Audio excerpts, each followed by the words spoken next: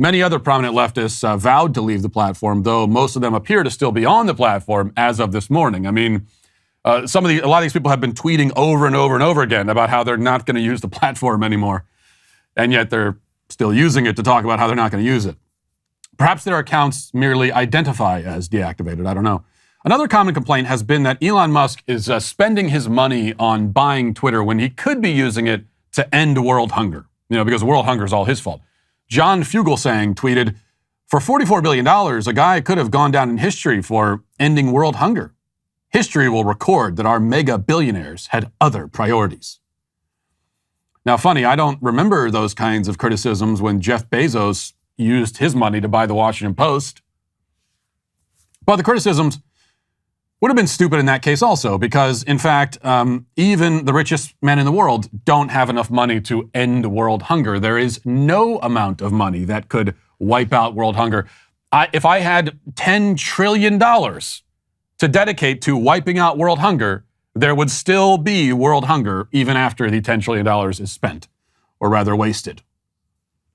Because a lot of the hunger in the world is due not to a simple lack of resources, but to corrupt and incompetent governments and regimes.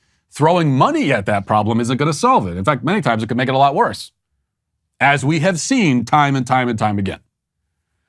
Meanwhile, groups like Human Rights Watch and the ACLU are raising different concerns. They're issuing dire warnings about the epidemic of hate speech that may now be coming for us and coming to Twitter because of Elon Musk.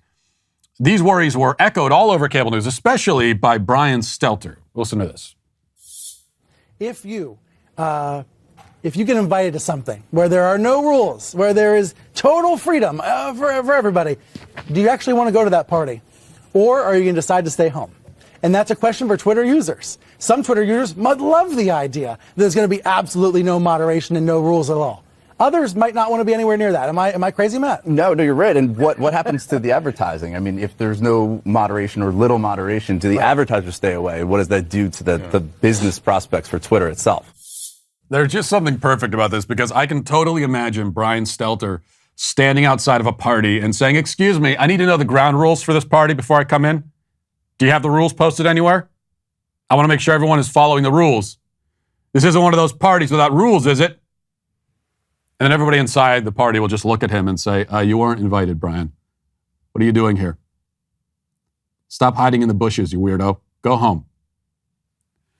Of course, minor detail here, Stelter is lying, obviously. Musk has never said that there will be no moderation at all. I mean, that's the thing about all this panicking. Like, he's going to get rid of the rules.